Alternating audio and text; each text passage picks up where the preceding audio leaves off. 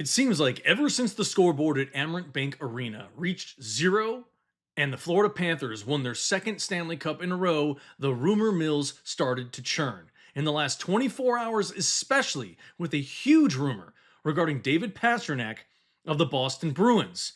Guys, thank you so much for joining me on this episode of Panthers Digest.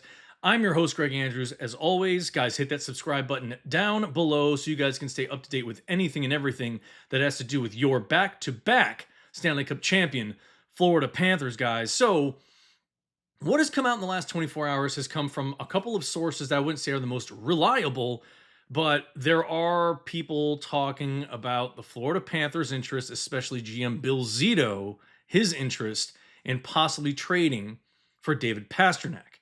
Now, I don't believe that this is going to happen. I think it's a pipe dream, but anything is possible with Bill Zito. I mean, look, Brad Marchand was a Panther. He just won the Stanley Cup. We all know that.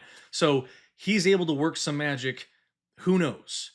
There are rumors as of now coming from Yardbarker and PFSN. Those are the two sources that I have found this from. I've seen it in a couple other spots. They're saying it's coming from an insider somewhere in the NHL, that there is the rumor that the Panthers have this incredible interest in him, as well as Bill Zito. So it's out there. Do I really believe wholeheartedly that the Panthers will pull off a trade and try to get David Pastrnak? I don't know. I mean, the Bruins seem to be kind of doing a little bit of a fire sale at the moment, and they're kind of not giving players away, but they're in a rebuilding phase. But why would you want to get rid of your best player right now?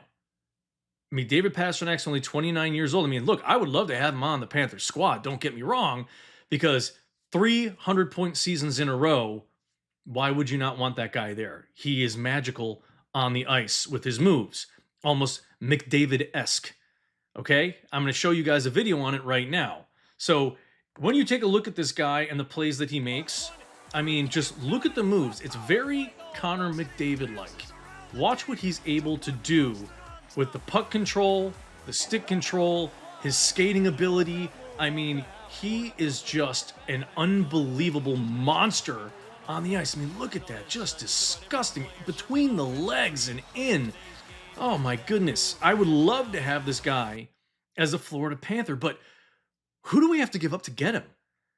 He signed an 8-year deal, not over $90 million. It's $11.25 million a year.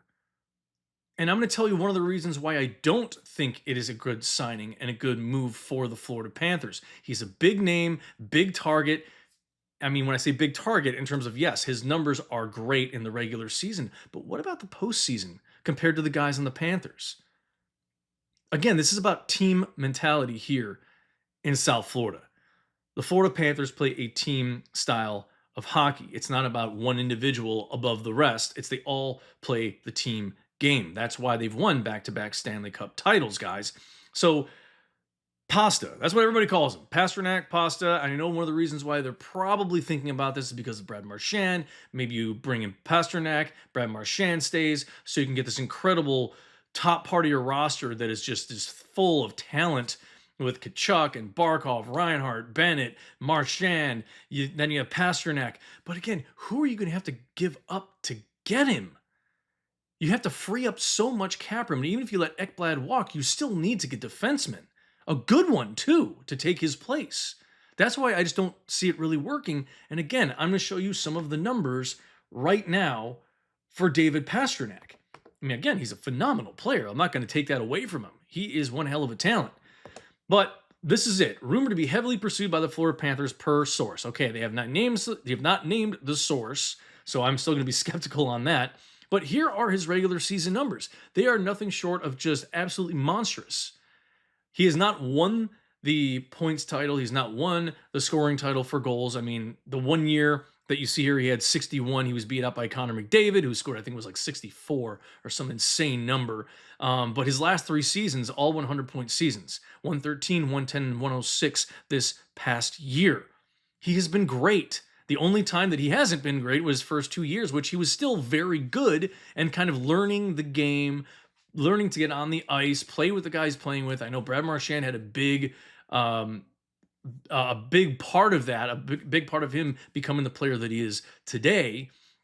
And I know Pastrnak didn't like that Brad Marchand was traded. But again, I think this is more about let's just keep the rumor mills flowing. Let's try to keep people thinking about what are the Panthers going to do next? Where are they going to go? Who can they get rid of? Who are they going to keep? Who are going to do this? They have $11 million in cap room right now, but what else can they do? And I'll get into that in a second. But so those are his regular season numbers. And one of the things that a lot of you guys keep talking about is with the Bennett signing. Some of you have been saying, oh, it's too much money for a guy, doesn't put up enough numbers and this and this. It's not about the regular season, guys. You can be a 25 and 28 guy and then pick it up on the playoffs. Because guess what? Winning the regular season, winning the President's Trophy is not the Stanley Cup, guys. It is not. You have to perform in the playoffs. That's when it matters. Not in the regular season. Look at Connor McDavid. Regular season, spectacular. McJesus, best player in the league. In the playoffs, not so much. And all of you can argue with me, well, the talent around him and this and that, blah, blah, blah, blah. Well, that comes down to money, guys. That's the salary cap. That's all of this. And in the salary cap era that we are in, you've got to, yeah, I know, certain teams, Las Vegas, Tampa Bay, and Florida, they have all recently won the Stanley Cup. They're all in states where there is no state tax, but there's never been a problem with it before that. So I'm not going to have that argument stand and say, well, blah, blah, blah. It doesn't matter. There are still very good teams out there that are able to compete. There's, again, they've won Stanley Cup titles. The Penguins have done it. Detroit has done it. I got to think of other ones that are in the salary cap era, though. Washington has won Stanley Cups. I mean, guys, recently it has been different because I think the Florida Panthers, as well as the Lightning, they have played a team caliber kind of hockey. And I think bringing David Pastnac will put too much into like, okay, maybe he'll take the pressure off of his shoulders and maybe he'll learn to adapt his game to play the way that the Panthers do, which is a team style of play. But let's keep looking. Here are his postseason numbers, guys. There's nothing here that strikes me as he is a phenomenal postseason player. There is not much here. I mean, okay, earlier in his career, he had some really good numbers. 2017, 2018, 2018, 2019, pretty much that 4-year span from 2017 to 2018 until about 2020, 2021. And then it's kind of, I mean, he still put up good numbers in two seasons and 7 games, 6 points and 5 points, 3 goals, 5 goals. And then last year, those 4 and 4 that he had for the 8 points. But still, you would think a guy who's getting 100 points in the regular season, 40 plus goals, 50 plus assists, 60 plus assists, would be a little more efficient offensively in the postseason. A guy who can push his team to win. But I think he kind of has that Connor McDavid thing going on where he's a great regular season player, but in the postseason, it's just not the same guy. I don't know if it's maybe fatigue or is it too much on his shoulders that he's got to take over the game or whatever it is. I don't know, but I'm not going to speculate on that. So this is what I was looking at. The 2 arrows they're pointing to, if things were going to get done, this is the only way that I believe if the Panthers wanted to pull the trigger on this, that they could make it happen. You have Carter Verhaeghe, who I don't want to get rid of because his performance in the playoffs has always been steady. He always shows up in the big moments. He's a big-time player that lives for those big-time moments. None of you can tell me otherwise. His numbers have been great in the last 3 seasons. They've gotten better in the postseason. He's been a Stanley Cup champion 3 times now. And he has been dynamite in the playoffs when it matters. And he's signed long-term, I think, for a great deal at $7 million a year. And then you have to give up Evan Rodriguez, which already I've said this, could be a cap casualty. So if you get rid of those 2 guys, you're freeing up $10 million in cap space. So that could essentially bring in Pastnac, but you're giving up 2 guys, 2 of your forwards, center forwards, whatever you want to call them. And I just don't see that it's really worth that because, again, Carter Verhaeghe is such a great postseason player. It doesn't make sense to me for a guy, David Pastnac, who has not had a tremendous postseason. Now, again, I know it's different teams, different players that surround everybody. It does make a difference. Goaltenders make a difference as well. Can you play good defense? And I think that's one of the things that maybe Pastnac needs to work on a little more is his defensive capabilities. Getting in there on the forecheck, which I know he does a pretty good job, but he's not the biggest guy. He's 6 foot, 200 pounds. But you see the way that he moves. I've said this. He moves really well on the ice. He's a phenomenal, phenomenal talent. But is he worth it? Is he worth it for the Florida Panthers to try to break up some of that core group? You can't, I mean, Barkov, Tkachuk, Reinhart, Bennett, Verhaeghe, Rodriguez. You bring back Brad Marchand. Why? That's like the perfect core group of guys that you have. I mean, you're deep. There were 6 guys that scored 20 points in the playoffs this past year. That's a tremendous season by any means for any team out there.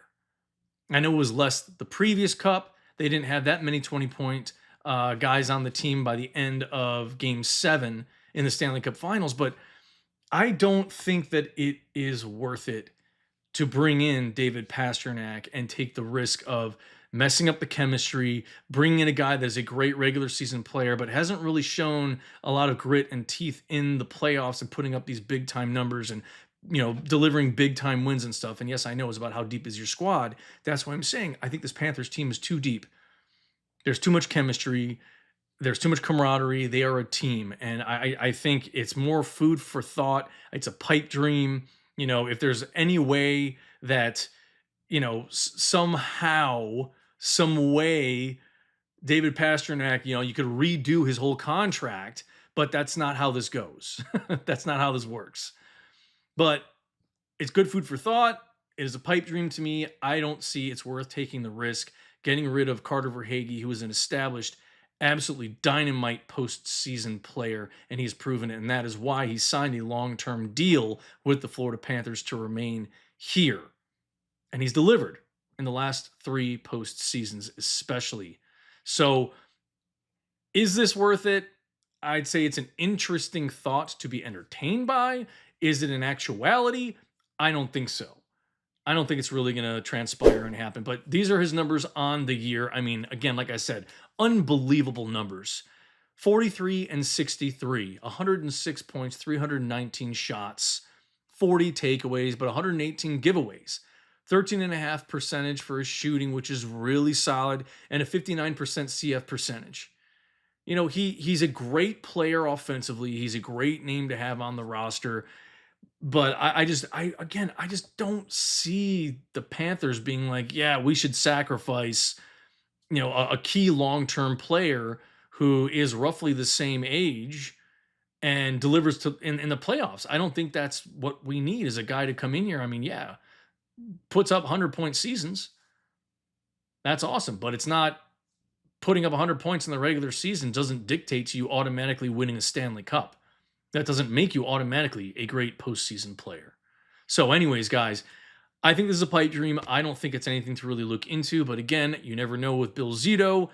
He could pull the trigger on anything. Like I said, he got Brad Marchand to come in here and got the Bruins to actually bite on that. We pretty much gave up nothing to get him, and look what happened.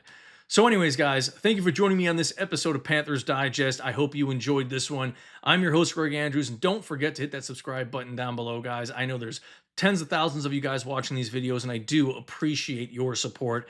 But hit that subscribe button. It takes a half a second to do. Touch it, click it, whatever the hell it is, whatever device you are on, man, it doesn't take any time. And then you'll be able to stay up to date with every video that is coming out, with all the news that is breaking. And I will have a lot of it, I'm sure, in the next couple of days, and even the next probably week. So keep your eyes peeled for more videos, guys. Again, thank you so much for your support. I'll see you next time on Panthers Digest.